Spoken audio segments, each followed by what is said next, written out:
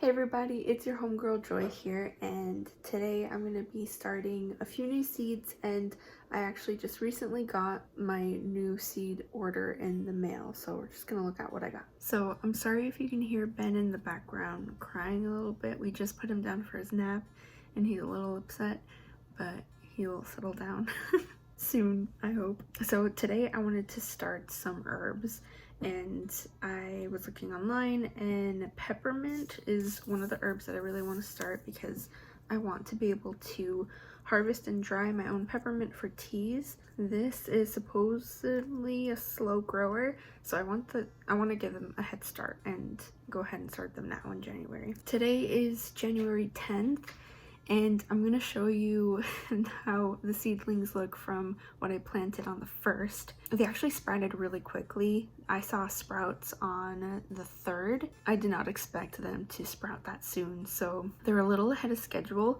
but I'm actually way okay with that because I want to try to plant some outside, some of the cold hardy ones. Okay, so back to the herbs. I'm going to plant peppermint and parsley, because this is something that we use often in our cooking, as well as thyme. So I believe thyme is also a slow grower, and I also want to, no, it's not really an herb, but I want to plant some celery. Celery, we don't use too often in our cooking, but I do want to have a stock of celery, at least in the freezer, or some dried celery. I like to use this in making stuffing for the holidays. We use celery salt, which is it uses the celery seeds crushed up with salt, and it tastes very good. It's not the same with just using dehydrated celery, so I want to have a plentiful harvest of celery seeds, and hopefully that happens. It may not, but we'll see. But this is also a slow grower, so I want to give this a head start. And I'm also going to be starting these onion seeds. I've been holding them off just because I've been really nervous. I've never grown onions before, and I don't have just a normal square flat tray to plant these onions. I don't need hundreds of them, so just using one of my normal growing trays isn't gonna work. But I realized that I do have these. I feel like I could fill a couple of these with a bunch of these seeds and split them so I can plant them in my raised beds when the time comes, which will probably be in April. And I am going to try to direct sow some onion seeds, just a couple of rows as an experiment, because again, I've never done this before and I don't want to mess up. I don't want to lose a huge harvest of onions, or a potential harvest, just because I'm inexperienced. But I thought, since this is my first time, I'm bound to fail in some way or another. I shouldn't say that, I should be more optimistic. Glass half full. So I'm bound to succeed in different aspects than I am in others, so I'm gonna try to transplant and direct sow. Now I may start some pepper seeds. I don't know yet. I haven't decided yet, but I wanted to make this video. Now I'm going to go ahead and show you the seeds that I did plant. So if you missed my previous video, you can go ahead and click the last video. I'll put a link down below to the first seeds that I did for this year, for 2022, and they're doing great. So here they are. So as you can see, a lot has sprouted. The Mizuna, here is the crazy spinach seeds that I planted, which they're not actually spinach. It's a Swiss chard that has similar properties to spinach and is known to have a similar taste to spinach, and that's why this Swiss chard is called perpetual spinach. And then on the back I have my tomato plants. Here I have this cauliflower, and these are the 4 of the 5 cabbage seeds that I had left over, and these are my broccoli plants. So they're doing well. My scarlet kale growing, and honestly the stem isn't as scarlet as that one stem that I had growing a few months back. The Mizuna, the Mizuna actually has more of a scarlet look in this perpetual spinach than the scarlet kale so far, but I'm excited to transplant these out. So right behind the scarlet kale is the narrow cabbage. They look like they are doing well. And then in the back row, I have the amethyst jewel tomatoes in these 2 cells, and in the back row, I have the tomatillos. I noticed that one of the tomatillos doesn't look like the others. One of these things is not like the other. So if you see right here, that third little sprout, it's very different, and I'm not sure that that's actually a tomatillo. So I'm gonna go ahead and get these cells prepped with some starting soil, seed starting soil, and yeah, we're gonna get planting. But yeah, and once I'm done with planting the new seeds, I'll show you the seeds that I got from Baker Creek. Okay, so I'm gonna start with the onions. I'm a little nervous about it, but like I mentioned, these are the onions I will be using. They're non-GMO. It doesn't say if they're organic or not. I'm sure it's fine. The Texas grano, still don't know how to pronounce it. So these are the seeds. Actually, not as much as I thought there was going to be. So I may end up only filling up one of these containers. I have 2 prepped, but that's okay. I can use it for something else. All right, and I'm just gonna start plopping them in patiently, trying to give them some space as well, just to make the separation a little easier. You know what? I may end up using both containers. I don't know yet. Okay, I think that's a good amount. I have this many left. I'm gonna save these so I can direct sow them. Okay, so I'm gonna lightly cover this with a little bit of soil. Not too much, but to get the seeds covered. I think that's good. Yeah. And then just kind of lightly spread it around. I also don't want it so compact that the sprouts have a hard time poking through the dirt. Okay, so I'm gonna start with the peppermint. And the seeds are so tiny. So I'm just gonna have to sprinkle a few. I was gonna try to do like 3 or 4 per cell, but I don't know that I'm gonna be able to separate it perfectly. And on this side, I'm gonna do the thyme, and it's just your basic thyme. This is the thyme. It looks just like the peppermint, I think slightly larger. All right, so I'm just gonna do the same exact thing for the celery and the parsley and just get that done. I wanted to go ahead and show you the parsley seeds in case you were curious. This is what the parsley seed looks like. And here is what the celery seed looks like. It's so tiny. Okay, and I'm just gonna show you what we have now before I show you what I got from Baker Creek. These are the 3 things that I have added today with you. And yeah, so onions back there. I have celery and parsley here, peppermint, and thyme.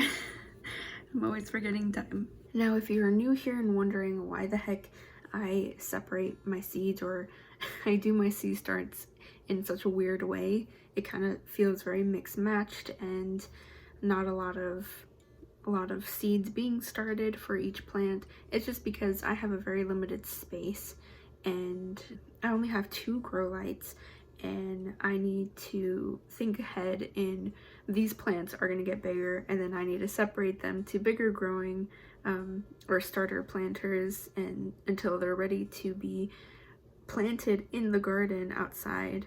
So I need to make sure I don't overcrowd my shelf with new seedlings. So I'm being very conservative with how many seeds I start, when I start them, and yeah, I'm just planning ahead. Okay, enough about that. I'm going to show you the seeds that I got. You actually saw one of the seeds that I received in this last order, which were the celery seeds I've been waiting for. And they got here just in the nick of time. It's the Utah tall celery, and I specifically chose this one just because of the tallness. I wanted more plant for square foot, and that's just because, again, I'm expanding my garden space, and once that's done I'm gonna have a lot more room, but I still want to utilize the space I have wisely. All right, so the next thing that I got is poblano peppers, and this I'm really excited about. I grew serrano peppers and sweet banana peppers last year. They did wonderfully. They didn't do as good as they could just because I kept them in small pots. I just didn't have a bigger space for them, but that's just my fault. This year I have an abundance of larger pots that I can transplant my peppers to, because these are plants that I don't want to put in my beds, and that's just because I can start them earlier and keep them in pots and transplant them. I'm not gonna do that. And move them outside and back inside if the weather gets a little cooler in the spring. I just want to make sure I have a head start and that they survive for as long as possible, because I do want to overwinter them. If you had seen any of my previous videos, in one of them I mentioned that I wanted to do something with my serrano pepper plant. I was going to overwinter them and do an experiment. However, a freeze came in sooner than I expected and killed it off overnight. I had it out on my patio and I just didn't get to it on time. I completely forgot to bring it inside, and that's on me, but I wasn't able to do that experiment for you guys. So I'm excited to have more pepper plants that I want to be trying, and this is one where I'd like to keep this plant alive for multiple years instead of just one growing season. All right, so the next seed that I got is this squash plant. It is the Black Beauty zucchini, and it's the bush variety. I had a Black Beauty zucchini, and I had these seeds for a couple of years. I planted them last year and they vined, and it took up a lot of space in my yard in the small starter raised bed that I had, and it was just not very efficient. I'm hoping that this year is going to be a little bit better, because I absolutely adore zucchini. It is so good. I make a mean zucchini bread, I'm not gonna lie. Not trying to toot my own horn, but I make a pretty darn good zucchini bread. Now, on the topic of squash, I have 2 new squash that I really want to try, and I've never grown before, so I am extremely excited about. And it is the New England sugar pie squash. This is said to be the best one for making pumpkin purees for pumpkin pies. I'm really excited about that. Okay, the next squash plant is this honey nut butternut squash. It is supposed to be kind of like a personal size butternut squash. They're supposed to be tiny and very sweet. So I'm really excited about this. All right, the next seed is just the common chive. I feel like this is a good herb to have to add into your dishes. This was a free seed that I received. It is the merlot. I think it's like a scarlet or a red lettuce, which is beautiful, and I want to try to direct sow these. I like to experiment with the free seeds. I didn't want to start these indoors just because I know that lettuce does grow well with dark sowing out here, and these are beautiful. I feel like it's mainly for the color. Lettuce does tend to get bitter here quickly just because the heat rolls in fast, so at least I've never had sweet lettuce. It's always been pretty bitter, but this is beautiful, and I want to add some beauty to my garden this year. And speaking of beauty, also functional, a little bit of backstory. I love tea. I love tea so much. I grew up drinking tea as remedies if ever I felt nauseous or sick. So I got the butterfly pea tea. Butterfly butterfly pea plant. So I'm gonna grow these. It's the double flower variety. I'm so excited. I believe this is one of the rare seeds that Baker Creek has, and they went back in stock. I've been eyeballing them and I realized, I'm like, why didn't I just get them? So I'm excited to grow these. Yeah, so that's what I got from Baker Creek this time around. I have some other Baker Creek seeds from a few months ago. So I still have this little planter full of dirt. And I'm just gonna go ahead and start one of these. I want to see how it does. Just a single seed in this little planter, because I was thinking of direct sowing. And maybe give it a little bit of a head start. Okay, so this is what the seed looks like. I'm a beauty guru now. Oh, no, I'm not. Do you see this little seed? It kind of looks like a slightly shriveled up bean. That's really interesting. I'm excited. I'm gonna go ahead and plant this. Alright, so I'm just gonna do one of these things. Yeah. Alright. If you stayed till the end of the video, leave a comment of what is the first thing that you successfully grew. The first thing I successfully grew was was basil. I successfully grew basil for the first time and I got so excited and I wanted to grow more. I will probably do a separate video about the onions because I'm really curious about it. I've never grown them before, and yeah, I kind of want to see the progress that I make over time as I grow more onions. So I think we're gonna do that. Thank you for watching. Thank you for tuning in. If you have any questions, or if you have something really excited if you have something really exciting that you're growing, let me know in the comments down below. If you enjoyed this video or found any sort of help, please hit the like button. It helps. And yeah, don't forget to subscribe.